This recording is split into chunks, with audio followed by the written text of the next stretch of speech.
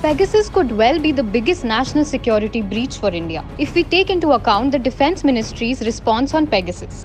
The Ministry of Defence on Monday told the Parliament that it has not had any transaction with NSO Group Technologies. The statement by the Ministry of Defence raises more questions than it answers. First things first, it has not been alleged that the Defence Ministry specifically used Pegasus. It could have been used by any of the government ministries or departments. Now coming to the plethora of questions this statement by the Defence Ministry raises. Why has the government of India not outrightly denied their use of the Pegasus spyware? And why are they so desperate to resist a probe? How can any other country spy on India, one of the world's leading powers, without the Prime Minister, the Home Minister or Defence Minister having any intelligence about the same?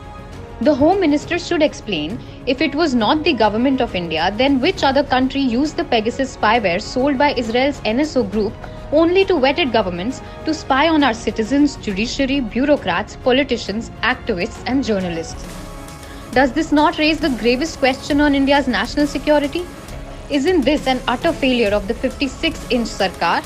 While the Modi government attempts to sideline the Pegasus Snoopgate as a non-issue, the opposition, the Supreme Court, and every single person knows this is a serious issue threatening our nation's security, democracy, and citizens' privacy.